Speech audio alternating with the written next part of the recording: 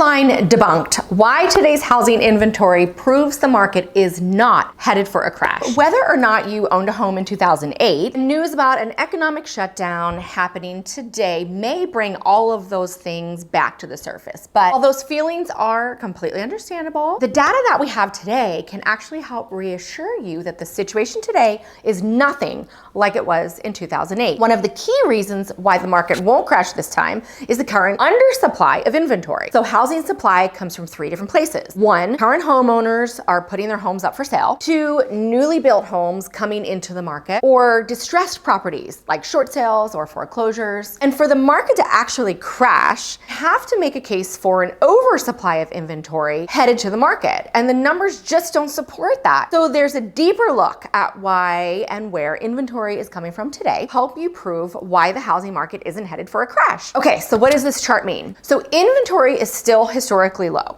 There simply aren't enough homes on the market to cause the prices to crash. There would need to be a flood of people getting ready to sell their homes in order to tip the scales towards a buyer's market. And that level of activity just simply isn't here right now. And newly built homes coming onto the market, there's also a lot of talk about what's happening with them today. And that may make you wonder if we're overbuilding, because we're seeing a ton of houses starting to go up.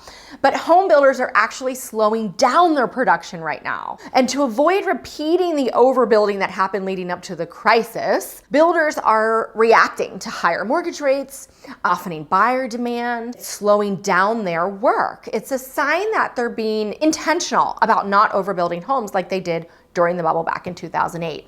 So according to the latest data from the US Census, today's current pace, we're headed to build a seasonably adjusted annual rate of about 1.4 million homes this year. While this will add more inventory to the market, it's not on pace to create an oversupply because builders today are more cautious than the last time when they built more homes than the market could absorb. So let's talk about distressed properties. These are the short sales or foreclosures. The last place inventory can come from is distressed properties, including short sales and foreclosures. Back in the housing crisis, there was a flood of foreclosures due to lending standards that allowed many people to secure a home loan that they truly just couldn't afford.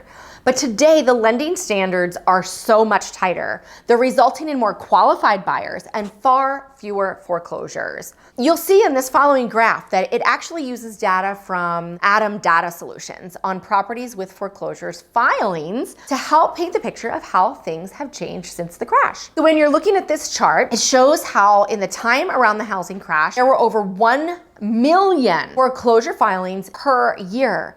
As lending standards tightened since then, the activity starts to decline.